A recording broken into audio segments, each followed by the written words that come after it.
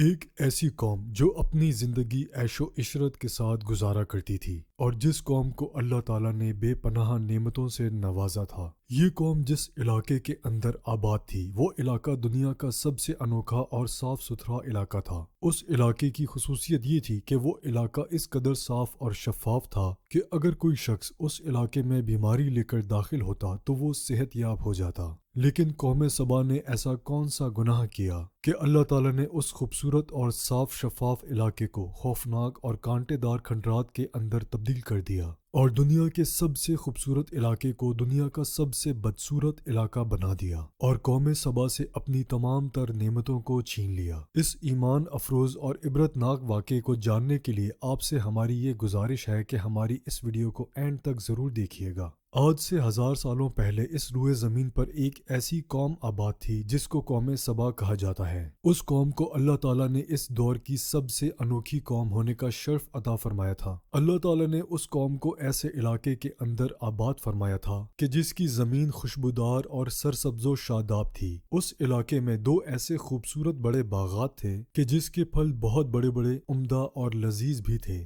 ان باغات کے اندر اس قدر پھل تھے کہ اگر کوئی شخص ایک ٹوکرا لے کر ان باغات سے گزرتا تو بغیر ہاتھ لگائے اس شخص کا ٹوکرا طرح طرح کے پھلوں سے بھر جاتا۔ قوم سبا کے علاقے کی آب و ہوا اس قدر صاف اور شفاف تھی کہ اس علاقے کے اندر کیڑے مکوڑے، سانپ، بچھو، مچھر اور مکھی تک بھی موجود نہ تھی، اور یہاں تک کہ اس علاقے کے اندر کوئی بھی موذی مخلوق یا حشرات الارض موجود نہ تھی جو انسان کو نقصان پہنچائے۔ اللہ تعالیٰ نے اس قوم کو ایسا پروٹوکول عطا فرمایا کہ اللہ تعالیٰ نے قوم سبا کے علاقے کے موسم کو اس قدر خوشگوار بنایا تھا کہ جس سے کسی بھی انسان کو کوئی تکلیف نہ پہنچے۔ یعنی قوم سبا کا علاقہ نہ تو زیادہ گرم تھا اور نہ ہی زیادہ سرد، بلکہ اس علاقے کا موسم ہر وقت خوبصورت اور خوشگوار ہوتا تھا۔ قوم سبا یمن کے اندر آباد تھی جو شہر صنعا سے 6 میل کی دوری پر واقع ہے۔ قوم سبا کو قوم سبا کیوں کہا جاتا ہے؟ اس کے متعلق روایت میں آتا ہے کہ یہ ایک آدمی کا نام تھا جو اس قوم کا سردار تھا اور اسی وجہ سے اس کی قوم کو قوم سبا کہا جاتا ہے۔ جیسا کہ حدیث پاک میں آتا ہے کہ حضرت ابن عباس رضی اللہ تعالیٰ عنہ سے روایت ہے کہ ایک شخص نے حضور اکرم صلی اللہ علیہ وآلہ وسلم سے سوال کیا کہ یا رسول اللہ صلی اللہ علیہ وآلہ وسلم، سبا جس کا قرآن پاک میں ذکر ہے، یہ کسی آدمی کا نام ہے یا عورت کا یا زمین کے کسی حصے کا نام ہے؟ تو حضور پاک صلی اللہ علیہ وآلہ وسلم نے ارشاد فرمایا کہ یہ ایک آدمی کا نام ہے جس کے 10 بیٹے تھے۔ قوم سبا 2 پہاڑوں کے درمیان آباد تھی۔ ان دونوں پہاڑوں کے درمیان ایک دیوار کو بنا کر وہاں پر پانی جمع کیا جاتا تھا، جیسا کہ آج کے دور میں پانی کو جمع کرنے کے لیے ڈیم بنائے جاتے ہیں، اور اس پانی سے یہ قوم اپنی تمام تر ضروریات پوری کیا کرتی تھی۔ اس کے علاوہ اللہ تعالیٰ نے اس قوم کو طرح طرح کی نعمتوں سے نوازا تھا۔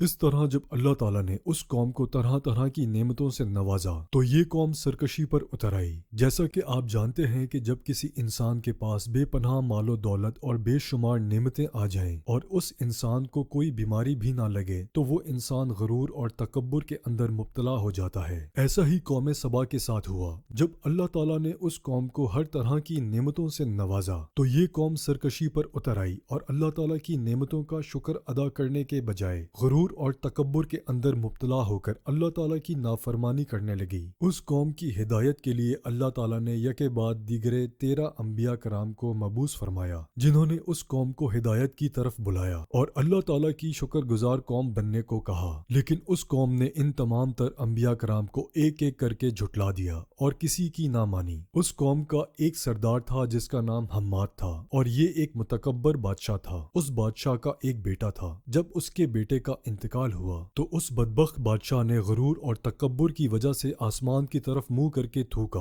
اور اس طرح اس بدبخت بادشاہ نے اپنے کفر کا اعلان کیا اور یہ لوگوں کو سر عام کفر کی دعوت دینے لگا، اور جو شخص کفر کرنے سے انکار کرتا یہ بادشاہ اس کو قتل کر دیتا۔ یہ بدبخت بادشاہ اللہ تعالیٰ کے بھیجے ہوئے انبیاء کرام کے سامنے بدتمیزی کے ساتھ پیش آتا اور غرور اور تکبر کے ساتھ ان سے کہتا کہ آپ اپنے رب سے کہیں کہ وہ اپنی نعمتوں کو ہم سے چھین لے۔ اس طرح یہ بدبخت بدبخت بادشاہ غرور اور تکبر کے ساتھ اللہ تعالیٰ کی ذات کو للکارنے لگا۔ اس بادشاہ کا یہ ماننا تھا کہ جو کچھ بھی ہمارے پاس ہے وہ ہمارا اپنا ہے، یعنی یہ نعمتیں اللہ تعالیٰ نے ہم کو نہیں دیں۔ اس طرح جب اس بادشاہ نے اللہ تعالیٰ کی ذات کو غرور اور تکبر کے ساتھ للکارا اور یہ قوم اللہ تعالیٰ کی نافرمانیوں سے باز نہ آئی تو اللہ تعالیٰ نے اس قوم پر عذاب نازل کرنے کا فیصلہ فرما لیا۔ قوم سبا چونکہ دو پہاڑوں کے درمیان آباد تھی جن کے درمیان دیوار کو بنا کر پانی جمع کیا جاتا تھا، ان پہاڑوں کے درمیان 3 بڑے بڑے تالاب تھے جن کو دیوار کے ساتھ بند کر دیا گیا تھا۔ اللہ تعالیٰ نے اس دیوار پر چوہوں کو مسلط کر دیا اور ان چوہوں نے اللہ تعالیٰ کے حکم سے اس دیوار کے درمیان سوراخ کرنے شروع کر دیے۔ اس طرح جب اس دیوار میں سوراخ ہو گیا تو اس سوراخ سے پانی نکلنا شروع ہو گیا اور آہستہ آہستہ وہ سوراخ ایک بہت بڑے شگاف کی شکل اختیار کر گیا، اور جب اللہ تعالیٰ نے اس قوم پر سیلاب کا عذاب مسلط کرنا چاہا تو وہ دیوار ایک دم سے ٹوٹ گئی اور اس قوم پر اللہ تعالیٰ کا دردناک عذاب نازل ہو گیا، اور قوم سبا کا